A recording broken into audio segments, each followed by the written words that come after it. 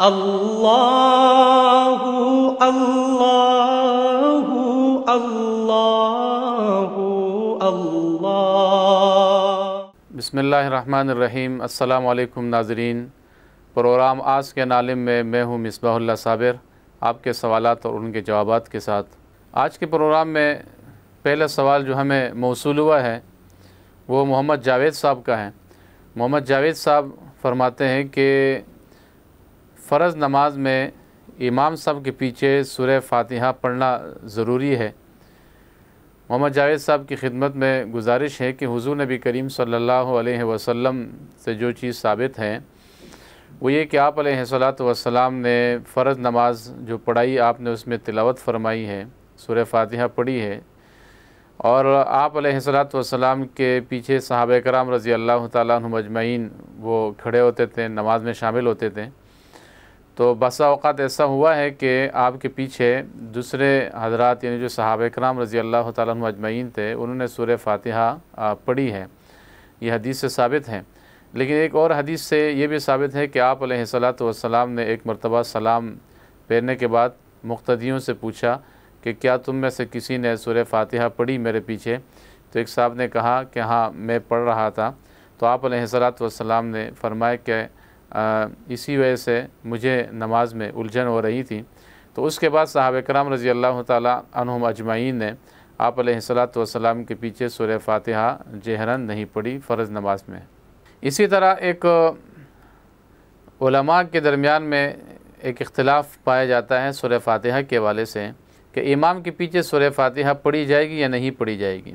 ہم اس اختلاف اور اس کے فوائد نقصانات سے ہٹ کر ایک ایسی بات کرنا چاہ رہے ہیں کہ جو عوام کے لیے، چونکہ ہمارا پروگرام عوام کے لیے ہے تو عوام کے فہم کے مطابق ہو اور ان کے لیے آسانی پیدا ہو۔ وہ یہ کہ امام ابو حنیفہ رحمۃ اللہ علیہ کا مسئلہ کے حوالے سے یہ ہے کہ امام جب سورہ فاتحہ پڑھ رہا ہو تو اس کے پیچھے سورہ فاتحہ نہیں پڑھی جائے گی۔ اور اسی طرح دو فرض نماز کے دو جو پہلی رکعتیں ہیں اس میں جب امام خود تلاوت سورہ فاتحہ پڑھ رہا ہے تو نہیں پڑھی جائے گی، اور اس کے بعد بھی جو دو رکعت ہیں اس میں بھی سورہ فاتحہ نہیں پڑھی جائے گی۔ یہ نماز سری ہو یا جہری ہو، دونوں میں ایک ہی حکم ہے۔ البتہ دوسرے جو حضرات ہیں علماء اور فقہا وہ فرماتے ہیں کہ امام کے پیچھے سورہ فاتحہ پڑھی جائے گی۔ یہ فاتحہ خلف الامام کے عنوان سے یہ مباحث موجود ہے فقہ کی کتابوں کے اندر۔ البتہ ایک چیز جو یاد دہانی کے طور پر وہ ہے کہ امام ابو حنیفہ رحمۃ اللہ علیہ فقہ حنفی کے مطابق اگر کسی نے امام کے پیچھے سورہ فاتحہ پڑھ لی تو اس سے ان کی نماز کے اوپر کوئی فرق نہیں آتا ہے، ان کی نماز فاسد نہیں ہوتی ہے۔ لیکن جو حضرات اس بات کو بیان کرتے ہیں کہ امام کے پیچھے سورہ فاتحہ پڑھنی ضروری ہے تو ان کا موقف یہ ہے کہ اگر کسی نے سورہ فاتحہ نہیں پڑھی تو ان کی نماز نہیں ہوگی، اور اس کی وجہ یہ ہے کہ نبی کریم صلی اللہ علیہ وسلم نے ایک مرتبہ ارشاد فرمایا کہ اس شخص کی نماز نہیں کہ جو سورہ فاتحہ نہیں پڑھے۔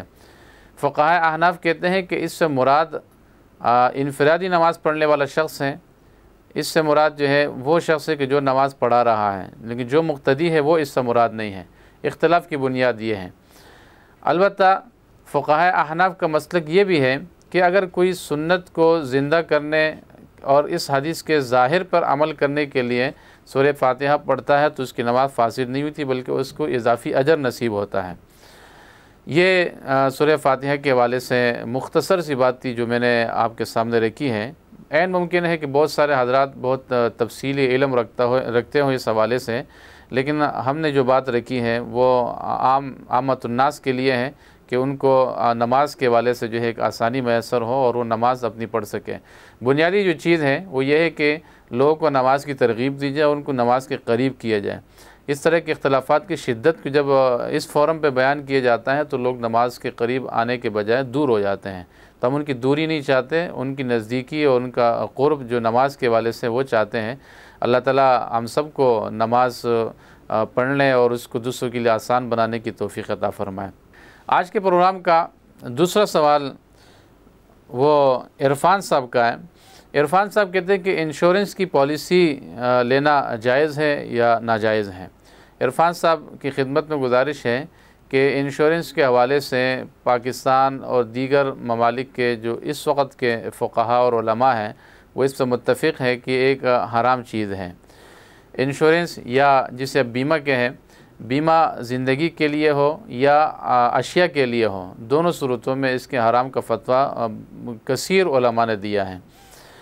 اس میں ایک چیز ذہن میں رکھنی چاہیے کہ بعض جگہوں پہ انشورنس حکومت کی طرف سے جو ہے وہ لازم کر دی گئی ہوتی ہے۔ مثال کے طور پر پاکستان میں قانون بھی موجود ہے اس حوالے سے کہ جو گاڑی روڈ پہ آئے گی تو وہ انشورنس ضرور کرائے گی، اور لوگ جو ہے وہ انشورنس سے بچنا چاہتے ہیں، وہ انشورنس کرانا نہیں چاہتے ہیں۔ ایسی صورت میں کیا ہوگا؟ جب قانون لازم کر رہا ہے اور جب شریعت منع کر رہی ہے تو ایسی صورت میں عوام یہ پوچھتی ہے، لوگ جو ہے سوال کرتے ہیں فقہاء اور علماء سے کہ عوام کو کیا کرنا چاہیے۔ یہ ایک ایسی صورت ہے جس کے بارے میں فقہاء نے ذکر کیا ہے کہ ایک جبر کی صورت ہے، اور حکومت نے اس کو لازم کیا ہے، حالانکہ اسے لازم نہیں کرنا چاہیے تھا، کیونکہ یہ ایک اسلامی ملک ہے، اس کا آئین اور دستور اسلامی ہے، اور اس کے اندر یہ درج ہے کہ یہاں پر کوئی بھی ایسا قانون اور نظام جو کہ قرآن اور سنت سے متصادم ہو وہ نہیں بنایا جائے گا، وہ نہیں چلایا جائے گا۔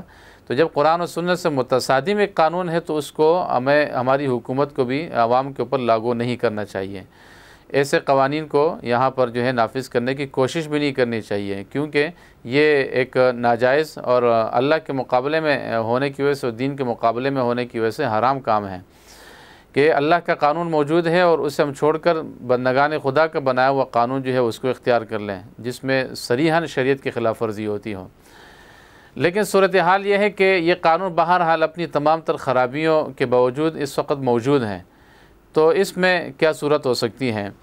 اس صورت میں جو انشورنس کی پالیسی ہے وہ آپ اپنے ارادت کے ساتھ نہیں لے رہے ہیں، اپنی رضامندی کے ساتھ نہیں لے رہے ہیں، بلکہ یہ آپ کی ایک مجبوری بن گئی ہے۔ اگر آپ یہ پالیسی نہیں لیتے تو آپ کی گاڑی، آپ کی جو ضرورت ہے اس دور میں، اس معاشرے کے اندر چھوٹی بڑی گاڑیاں انسانوں کی ضروریات ہیں، اور بعض دفعہ یہ بڑی شدت کے ساتھ ضرورت محسوس ہوتی ہے، تو یہ بھی ایک مجبوری ہے کہ آپ گاڑی بھی لانا چاہتے ہیں اپنی ضرورت کے لیے، اور اس کی پالیسی جو انشورنس کے حوالے سے ہے وہ بھی آپ کو مجبوراً لینی پڑ رہی ہے۔ ایسی صورت میں جو بہتر صورت معلوم ہوتی ہے وہ یہ ہے کہ جو فقہاء نے اس پہ فتویٰ دیا ہے، ایک اضطراری کیفیت شمار کر کے اور ایک مجبوری کی کیفیت شمار کر کے، اور وہ یہ ہے کہ نہ چاہتے ہوئے کہ آپ کا دل اس پر مطمئن نہ ہو، آپ اسے ناپسند کرتے ہو، نہ چاہتے ہوئے آپ اس پالیسی کو اختیار کرتے ہیں اور اپنی گاڑی جو ہے آپ نکالتے ہیں۔ اس صورت میں اگر یہ گنجائش موجود ہے کہ آپ انشورنس کے بغیر ہی اپنی گاڑی نکالیں تو اس میں جو آپ کو تکلیف و نقصان ہے یہ کہ بار بار ٹریفک پولیس آپ کی گاڑی روکے گی، وہ بند کرے گی، پھر اس کے لیے آپ کو جو مشقتیں برداشت کرنی ہے، جو آپ باغ دوڑ کریں گے، یہ ایک عزیمت کا کام ہے۔ اگر آپ یہ کر سکتے ہیں تو بالکل عزیمت کا راستہ اختیار کر لیں اس معاملے میں، لیکن اگر آپ کے لیے مشکل ہے تو پھر رخصت کا فتویٰ موجود ہے، اور رخصت یہی ہے کہ آپ اس کو نہ چاہتے ہوئے اختیار کر لیں۔ لیکن جیسے ہی ایسی صورت پیدا ہو، ایسی کیفیت پیدا ہو کہ آپ کے اوپر جبر ختم ہو جائے تو آپ اس پالیسی کو منسوخ کر سکتے ہیں، اور وہ جو انشورنس کی پالیسی ہے آپ اس سے اپنی جان چھڑا سکتے ہیں۔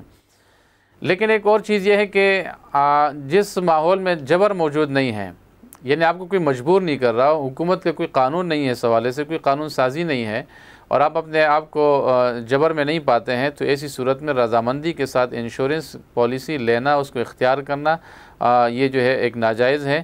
چونکہ انشورنس خود حرام ہے تو اس کو اختیار کرنا بھی حرام ہی ہے، اور اس کی ترغیب دینا، اس کے لوگو تیار کرنا، یا اس طرح کی جو کمپنیاں ہیں جو بیمہ پالیسی دیتی ہے اس میں کام کرنا اور اس کو سپورٹ کرنا، اس کو تقویت پہنچانا، یہ ساری چیزیں بھی حرام ہی کے زمرے میں آئے گی۔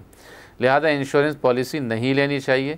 جہاں پر جبر اور کراہت کا عنوان موجود ہے وہاں کی تفصیلات میں نے آپ کے سامنے رکھ دی ہیں۔ یہ دو سوالات تھے جو آج کے پروگرام میں پوچھے گئے تھے، ان کے جوابات آپ کے سامنے پیش کر دیے گئے ہیں۔ دیکھتے رہیے گا پروگرام آج کے نالم مصباح اللہ صابر کے ساتھ۔ اللہ اللہ اللہ اللہ